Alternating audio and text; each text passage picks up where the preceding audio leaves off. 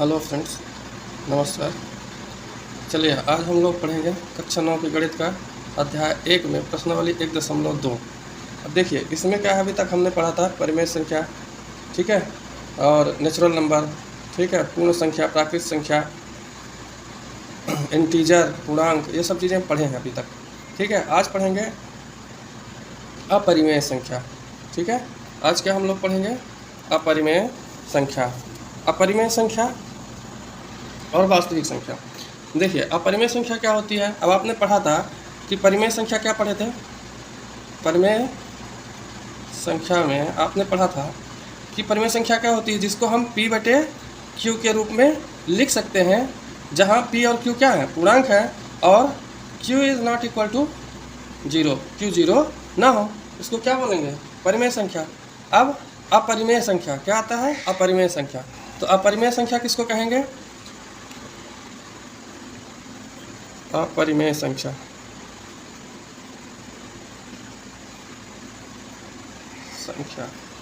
ठीक है। अब अपरिमेय संख्या किसको कहेंगे? मतलब यदि संख्या s को अपरिमेय संख्या कहा जा सकता है, यदि किसी भी संख्या को हम अपरिमेय संख्या कह सकते हैं, किंतु उसको हम P/Q के रूप में ना लिख सकें और उसका जो हर है वो शून्य नहीं होना चाहिए। जिस संख्या को हम P/Q के रूप में नहीं लिख सकते, जिन संख्याओं को हम P/Q के रूप में नहीं लिख सकते और परंतु उनका हर क्या है? शून्य नहीं होना चाहिए, है ना। क्या लिखेंगे इसकी परिभाषा? जिन संख्याओं को P/Q के रूप में नहीं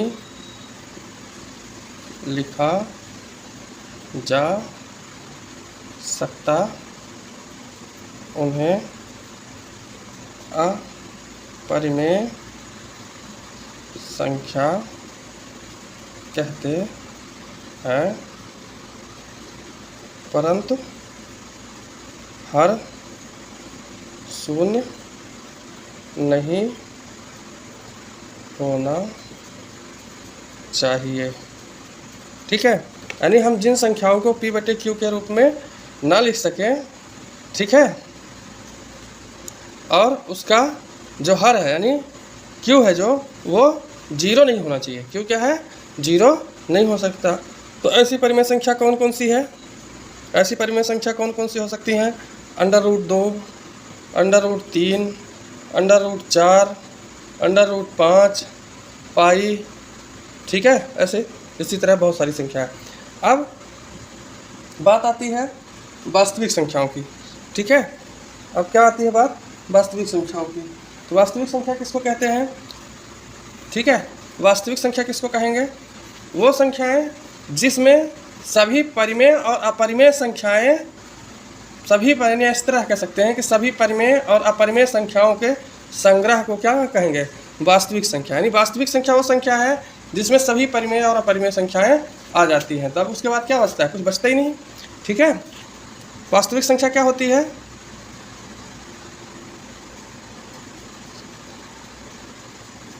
वास्तविक संख्या। वास्तविक संख्या किसको कहेंगे? वह संख्याएं जिसमें सभी परिमेय और अपरिमेय संख्याएं आ जाती हैं, उसको क्या कहेंगे? वास्तविक संख्या, ठीक है। क्या कहेंगे? वास्तविक संख्या, ठीक है। वास्तविक संख्या किसको कहेंगे? इस तरह आप लिख सकते हैं, सभी वास्तविक इस तरह कि सभी परिमेय संख्या और अपरिमेय संख्याओं के संग्रह को सभी परिमेय और अपरिमेय संख्याओं के संग्रह को वास्तविक संख्या कहते हैं। जैसे फॉर एग्ज़ाम्पल क्या लिख सकते हैं, 9/14, 1/2, पाई, √3, इसी तरह बहुत सारी संख्याएं हैं। ठीक है, वास्तविक संख्या किसको कहेंगे? सभी परिमेय और अपरिमेय संख्याओं के संग्रह को क्या बोलते हैं? वास्तविक संख्या कहते हैं। ठीक है, आगे बात समझ में। अब देखिए इसी से रिलेटेड हमारा क्या है, एक्सरसाइज 1.2 है। ठीक है, अब 1.2 चलिए हम लोग देखते हैं। 1.2 में क्या बोलता है? पहला सवाल क्या है? पहला सवाल हमारा कहता है नीचे दिए गए, देखिए हम आप लोगों को बुक में दिखा रहे हैं क्या दिया हुआ है। नीचे दिए गए कथन सत्य है या असत्य है, कारण के साथ अपने उत्तर दीजिए। ठीक है, तो पहला क्या कह रहा है? पहला कह रहा है कि क्या प्रत्येक परिमेय संख्या एक वास्तविक संख्या होती है? तो ये बताना है कि सत्य है या असत्य है। तो प्रत्येक परिमेय संख्या एक वास्तविक संख्या होती है। ठीक है, क्यों? क्योंकि वास्तविक संख्या में परिमेय और अपरिमेय संख्या दोनों होती हैं, इसलिए अपरिमेय संख्या वास्तविक संख्या होती है। तो क्या लिखेंगे हम उत्तर में? उत्तर में हम लिखेंगे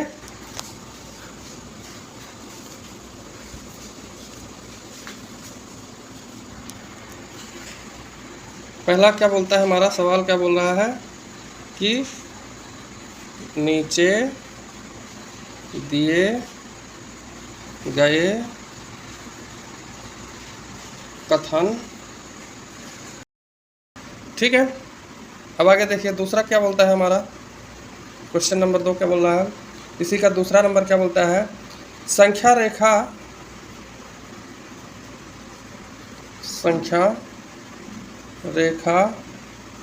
का प्रत्येक बिंदु √m के रूप का होता है,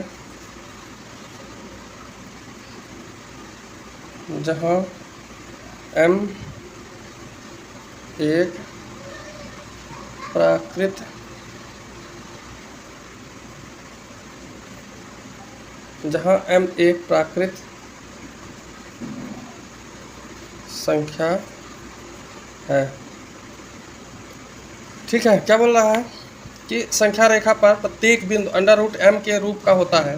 ठीक है, बोल रहा है कि संख्या रेखा है उसमें जितने भी बिंदु हैं वो √m के रूप में होती है, यानी जितनी भी संख्याएं होती हैं वो अंडर उसमें लगा होता है, इस तरह बोल रहा वो। ठीक है, जहाँ m एक प्राकृत संख्या है, लेकिन ये ऐसा संभव नहीं है क्योंकि प्राकृत संख्या जितनी भी होती है वो कहाँ से स्टार्ट होती है, 1 2 3 4 5। अब आपने कहीं देखा है कि क्या अंडर लगा हो संख्या रेखा पर? एक भी तो आता है, 1 2 3 भी आता है। क्या ऐसा है कि √1 या √2 या √3 यही बसाएं? ठीक है, तो इसलिए क्या है, इसका कथन क्या है? असत्य है। ठीक है, क्या लिखेंगे कि असत्य है। उत्तर लिखेंगे क्या? उत्तर क्या है? असत्य। और कारण क्या लिखेंगे कि √2 और √3 के बीच, ये दो हम संख्या ले लिए हैं कि √2 और √3, ये अपने से ले लिए हैं कि ये क्या है, √m के प्रकार की संख्या है। क्या है? √m के प्रकार की संख्या है ये। तो के बीच अनेक संख्याएं होती हैं।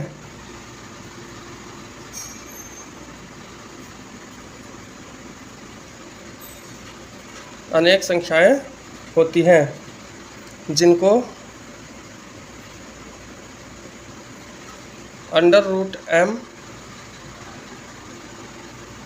के रूप में नहीं लिखा जा सकता है। ठीक है, अब तीसरा क्या है, प्रत्येक वास्तविक संख्या एक परिमेय संख्या होती है। क्या बोल रहा है कि तीसरा क्या बोल रहा है कथन कि प्रत्येक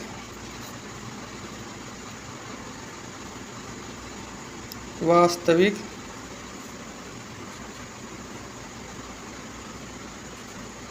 संख्या एक अपरिमेय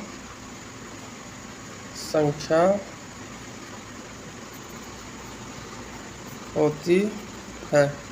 तो उत्तर क्या लिखोगे? देखिए क्या बोल रहा है, प्रत्येक वास्तविक संख्या एक अपरिमेय संख्या होती है। तो असत्य है, क्यों? वास्तविक संख्या अपरिमेय भी होती है, अपरिमेय भी होती है, ठीक है, दोनों तरह होती है। तो इसको क्या लिखेंगे? असत्य।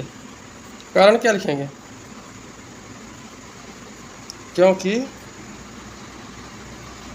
वास्तविक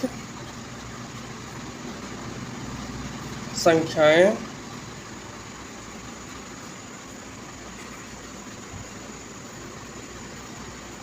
परिमेय भी हो सकती है, ठीक है।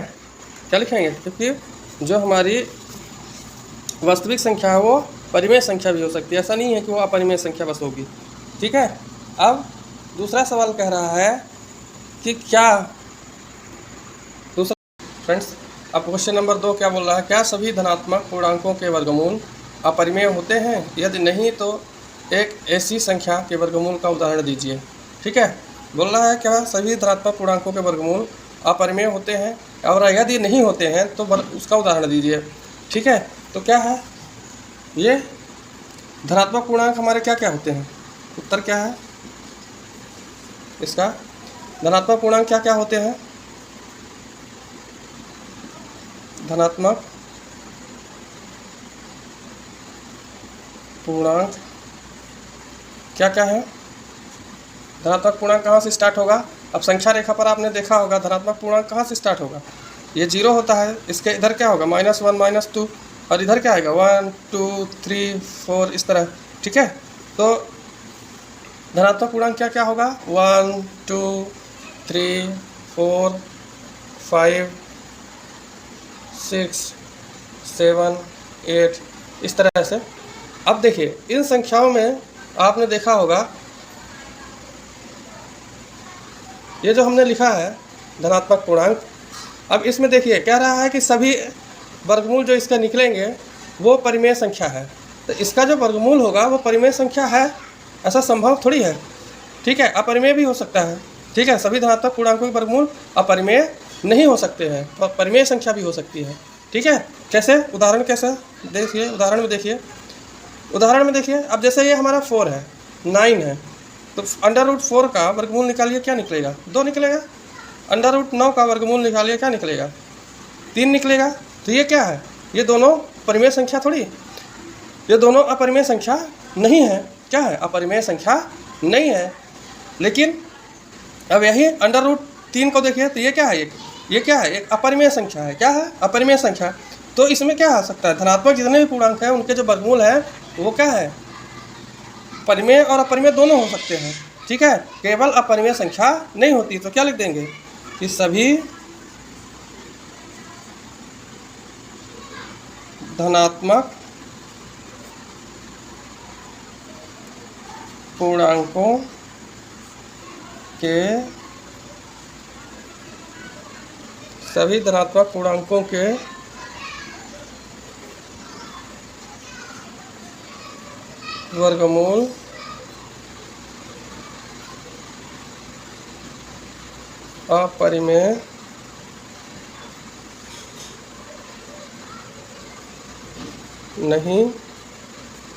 नहीं होते हैं, ठीक है। सभी धनात्मक पूर्णांकों के वर्गमूल अपरिमेय नहीं होते हैं, ठीक है। आई बात समझ में? क्योंकि अगर हम इनमें सब में √ लगा दें इस तरह से, तो क्या है इसमें क्या आ रहा है आपको समझ कि परिमेय और अपरिमेय दोनों संख्याएं हैं इसके अंदर, केवल परिमेय संख्या नहीं है। क्यों कि √3 का वर्गमूल जो भी आएगा अपरिमेय होगा, लेकिन √4 का वर्गमूल तो 2 आएगा। 2 अपरिमेय संख्या नहीं है, परिमेय संख्या है। क्योंकि इसको P/Q के रूप में लिख सकते हैं, नीचे 1 लिख दीजिए, ठीक है।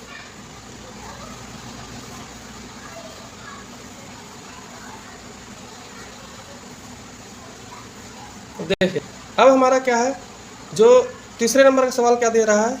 बोल रहा है दिखाइए कि संख्या रेखा पर √5 को किस प्रकार निरूपित करते हैं, किया जा सकता है ना। क्या बोल रहा है, क्वेश्चन नंबर 3 बोल रहा है कि दिखाइए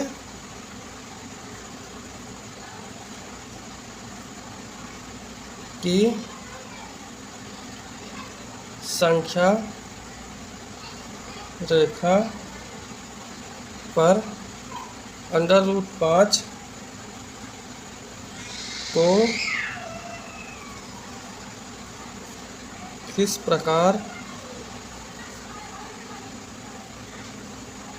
निरूपित किया जा सकता है। ठीक है, क्या बोल रहा है, दिखाइए कि संख्या रेखा पर √5 को किस प्रकार निरूपित किया जा सकता है। देखिए अब इसमें क्या होता है, जैसे हमारी एक संख्या रेखा ये है, ठीक है, अब इस पे हम ये बीच में 0 है, अब इधर -1 -2 ऐसे बढ़ती जाएगी संख्या, इधर पॉजिटिव 1 2 3 4 ऐसे बढ़ती जाएगी। अब देखिए हम क्या करते हैं, एक पॉइंट ले लेते हैं यहाँ 2 पर, 2 मान लीजिए 2 सेंटीमीटर है, ये सेंटीमीटर या 2 इंच ले लीजिए, 2 इंच पर हम क्या करते हैं, एक निशान लगाते हैं, इसको पॉइंट दे देते हैं P। अब P से क्या करते हैं कि हम 1 इंच लंबाई का एक लंब डाल देते हैं, क्या डाल देते हैं, लंब डाल देते हैं, ठीक है। और इसको क्या करते हैं, इस लंब को, और यहाँ पर क्या है 90 डिग्री का कोण बन गया। अब इसको क्या करते हैं, हम कहाँ से मिला देते हैं, 0 से, O से मिला देते हैं, ये पॉइंट को नाम दे देते हैं O, और इसको दे देते हैं Q। ठीक है, लंब डाल दिए और इसको पॉइंट को नाम दे दिए Q। इसकी डिस्टेंस कितनी हमने रखी, 1, ठीक है, और ये डिस्टेंस क्या रख दी, 2। ठीक है, अब हमको क्या निकालना है, OQ अगर निकालना पड़े तो क्या कैसे निकालेंगे, पाइथागोरस प्रमेय आपने पढ़ा होगा। पाइथागोरस प्रमेय क्या कहता है कि लंब और आधार का वर्ग का योगफल कर्ण के योगफल के बराबर होता है। तो OQ बराबर OQ स्क्वायर, यानी पाइथागोरस प्रमेय से क्या लिख सकते हैं,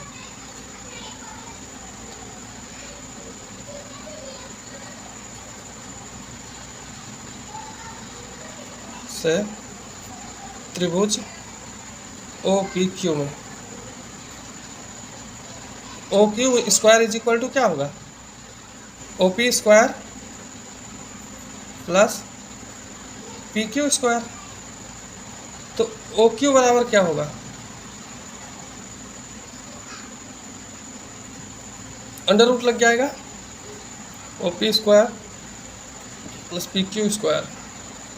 अब देखिए OQ इज इक्वल टू, अब ये क्या है, OP, देखिए OP कितना लिए हैं, ये 2, कितना ले लिया है, 2 यूनिट इसकी ले लिए हैं लंबाई, तो 2 का स्क्वायर प्लस, और QP कितना लिए हैं, 1 इंच, इधर 2 इंच, इधर 1 इंच ले लिए हैं, तो ये क्या हो जाएगा, अंडर रूट 2 दूना 4 प्लस 1, तो OQ इज इक्वल टू कितना है, अंडर रूट 5। ठीक है, यानी हमारी ये डिस्टेंस क्या होगी, अंडर रूट 5 संख्या रेखा पर हो। दिख गया, कैसे दिखाएंगे हम, ठीक है। थर्ड क्वेश्चन को किस तरह हम करेंगे, दिख रहा है आप लोगों को, सॉल्व कैसे करना है, बोला है संख्या रेखा पर कैसे निरूपित करेंगे, तो इस तरह से हम इसको निरूपित करेंगे, और कैसे अंडर रूट 5 आता है वो भी आप लोगों को बता दिए। ठीक है, अब चौथा सवाल बोल रहा है कि कक्षा के लिए क्रियाकलाप दिया हुआ है, आपको सर्पिलाकार रचना करनी है, और उसमें under root 2, under root 3, under root 4 सभी की रचना करके संख्या रेखा पर दिखाना है। तो ये सवाल कोई ज़रूरी नहीं है, ना एग्जाम में आता है, ठीक है, फिर भी हम आपको एक मोटा मोटा सा बता देते हैं कैसे करना है इसको। ठीक है, चौथे सवाल को आप लोग देख लीजिए। चौथे सवाल में हमको क्या करना है, सर्पिलाकार आकृति बनानी है, और इसमें under root 2, under root 3, under root 4 तो हम बताए थे आप लोगों को कि एक ऐसे लाइन खींच लेते हैं ओ, और ये हम क्या ले लेते हैं 1 इंच या 1 सेंटीमीटर, जो आप लेना हो, 1 इंच ले लेते हैं, चलिए, या 1 यूनिट समझ लीजिए। अब यहाँ से भी फिर 1 यूनिट और 1 इंच और हम डाल देते हैं। ठीक है, इसकी भी लंबाई क्या ले लेते हैं, 1 ले लेते हैं। ठीक है, अब इसको हम मिला देते हैं, क्या करते हैं, इसको मिला देते हैं, ये होता है हमारा P1 और ये हमारा है P2। तो देखिए ये 1 और ये 1, तो अभी ना आपको हम बताए थे पाइथागोरस प्रमेय से कि OP1 इज इक्वल टू क्या होगा, OP1 OPT P2 बराबर क्या होगा, OP1 प्लस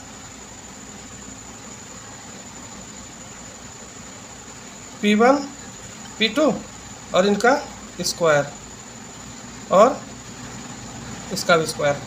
अब OP2 बराबर क्या होगा, इसके ऊपर अंडर रूट लग जाएगा, तो OP1 का स्क्वायर प्लस P1 P2 का स्क्वायर, तो OP1 P2 बराबर क्या होगा, 1 + 1, ये क्या होगा, अंडर रूट 2, यानी ये क्या आ गया, अंडर रूट 2। अब देखिए यहाँ से फिर से क्या करिए आप, 1 सेंटीमीटर का लंब डाल दीजिए, ठीक है, और इसको नाम दे दीजिए P3, ठीक है, और इसको फिर से मिला दीजिए, किससे, O से, ठीक है। अब ये क्या है, 1 यूनिट है, इसमें जो बनेगा तो ये क्या बनेगा, अंडर रूट 3। अब इसी तरह आप करते चले जाएंगे ना, तो ये ऐसे बनता चला जाएगा फिर से, और इसको मिलाएंगे, ये अंडर रूट 4 बन जाएगा। फिर यहाँ से ऐसे लंब डालिए और इसको यहाँ से मिला दीजिए, ये अंडर रूट 5 बन जाएगा। फिर यहाँ से ऐसे लंब डालिए, इसको मिलाइए, अंडर रूट 6 बन जाएगा। ऐसे मतलब ऐसे आप करते चले जाएंगे और ये इसको मिलाते जाएंगे तो ये बनता ही जाएगा, ठीक है, ये पूरा सर्पिलाकार आकृति बन जाएगी, ठीक है, इस तरह बनाएंगे इसको, ठीक है, समझ गए। बाकी आप लोग घर में एक बार प्रैक्टिस करिएगा, और हमारी अगर वीडियो अच्छी लगा करें तो इसको कृपया लाइक, शेयर और सब्सक्राइब किया करिए, ठीक है, ताकि हमारा भी मनोबल बढ़ता रहे और हम भी आप लोगों के लिए वीडियो बनाते रहें। धन्यवाद।